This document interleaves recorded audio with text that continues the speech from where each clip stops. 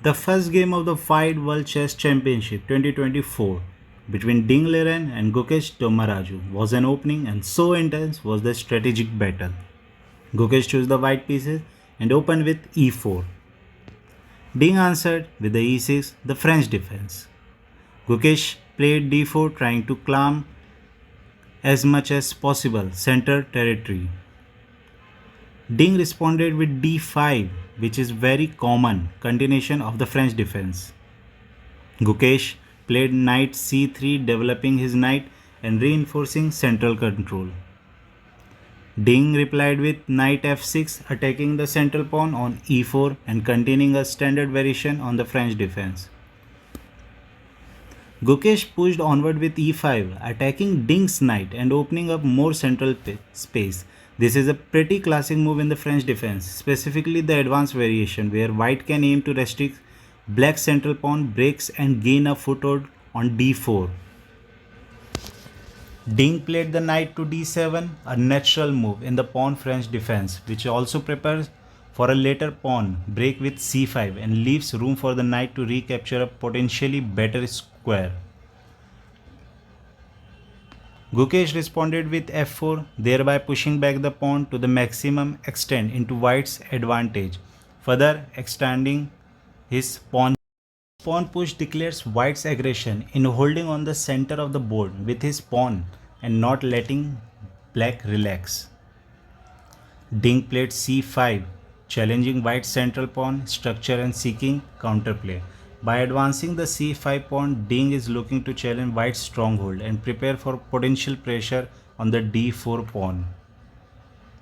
Gukesh played knight c3 to e2, a versatile move that sets up to reorient the knight to g3 or f4. It also reinforces the position for any upcoming central or kingside expansion. With the knight move, Gukesh may be opening up space to control more central squares or set himself up for a more active play later.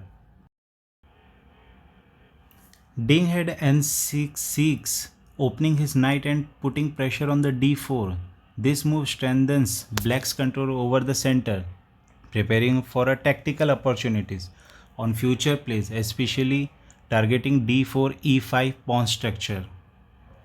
Gukesh retaliated by playing c3, containing his domination over the d4 square and preparing a supportive presence for his central structure. Now Ding took about 35 minutes and played a5, trying to open up the queen side and challenge white's space. This move does prepare a4 and puts pressure on white's b3 pawn or a way to find piece activity on the queen side. It also cuts down on white's b2 as that would prevent white from expanding right away. Gukesh played knight f3, developing his knight and supporting his center. This move also opened up the possibility for white to castle kingside and bring more pieces into the game. Ding played a4. Then Gukesh played bishop e3. Ding played bishop e7. Gukesh played g4, pushing forward an attack on the king side and gaining space. This aggressive move signals his intention to expand on the king side, potentially preparing for pawn advances like g5 to dislodge black's knight on f6. Ding spends some time and play queen a5, a move to put pressure on the c3 pawn and prepare potential threats on the queen side. This also puts the queen in line with the knight on f3, opening up some tactical possibilities if white's center weakens. Gukesh spent some time and played bishop g2. Ding's play a3. His plan seems to undermine this structure of white's queen side and create weakness. Gukesh plays b3. Ding captures Gukesh d4 pawn with his c5 pawn. Gukesh plays b4, advancing his pawn to challenge black's queen and prevent further queenside expansion. Ding plays queen 7 with multiple goals. Gukesh captures the d4 pawn with his knight, centralizing it and opening up the position. Dings move his knight to b6. Gukesh castle king side, ensuring safety for his king and connecting his rooks. Dings move his knight to c4, increasing pressure on the queen side. Gukesh retreats his bishop to f2, likely to avoid potential threat from Ding's knight. On c4, this move also keeps the bishop on a safe square while maintaining its influence over key central and king side areas. bd7, Ding plays bd7, developing his dark squared bishop and connecting the rooks. Queen e2, Gukesh moves his queen to e2.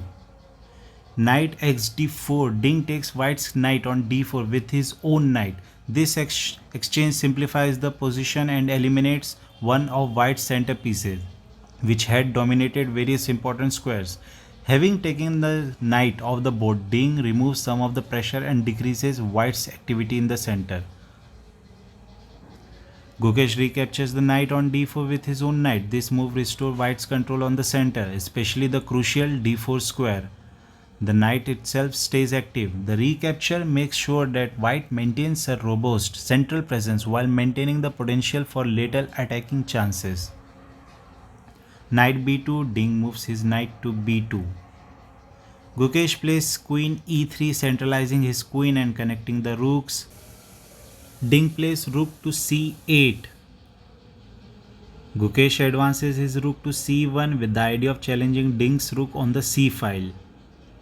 Ding plays queen c4, placing his queen in a very active square.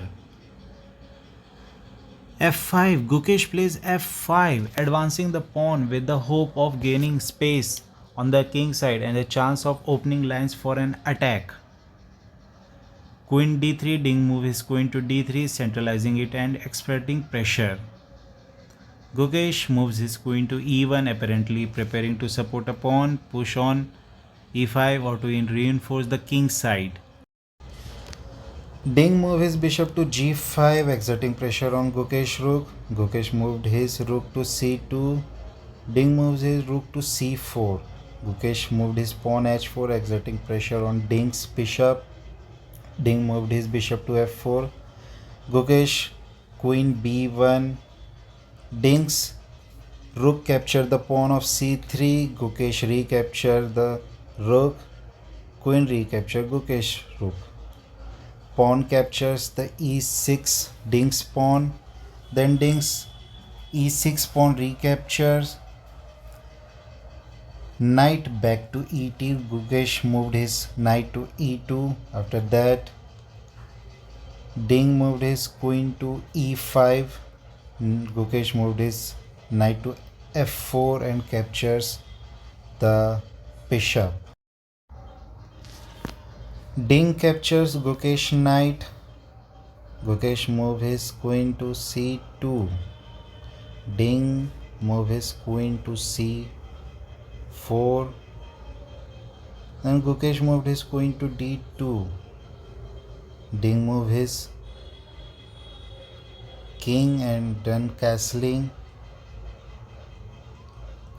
Gukesh moved bishop to d4. Ding knight d3. Gukesh queen to e3. Then Ding gave a check to king f1. Gukesh captures Ding rook by bishop f1. Ding moved his pawn to e5, exerting pressure on Gukesh's bishop. Gukesh captured Ding's pawn e5. Ding moved his queen to g4, giving another check to Gukesh's king. Gukesh protect his king by moving bishop to f1 from g2. Ding moved his bishop to f5. Gukesh moved his bishop to g3. Ding moved his bishop to e4. Then Gukesh moved his king to h2. Ding moved his pawn h6. Now Gukesh have very less amount of time, only 20 seconds, and Gukesh moved his bishop to h3, giving exerting pressure on Ding's queen. Now Gukesh have only 4 seconds. Only 4 seconds. Ding move his queen to d1. And without a single thought, Gukesh moved his bishop to d6 and get 30-minute extra. Here there is a kind of we can say rule. After 40 moves, of playing time, the player gets another 30 minutes on his clock. This is most commonly used as a way to avoid game attrition and to give players sufficient thinking time in crucial phase of the game, such as the end game. Then ding another again give check to Gukesh King, move c2, Gukesh King move to g3, Ding move his queen to a2 and captures the Gukesh pawn. Gukesh moved his bishop to e6 and give check to the king. Ding moved his king to h8. Now Gukesh, after considering the situation, he likely had realized that Ding had a lot more chances over him and containing was not going to get him an advantageous outcome. In games of chess at the top level of play, players often resign when they can see that they will suffer unavoidable material loss or are to become strategically losing no matter what future move they make. So Gukesh resigned. With this, Ding won game 1 of the World Chess Championship with a score of 1-0.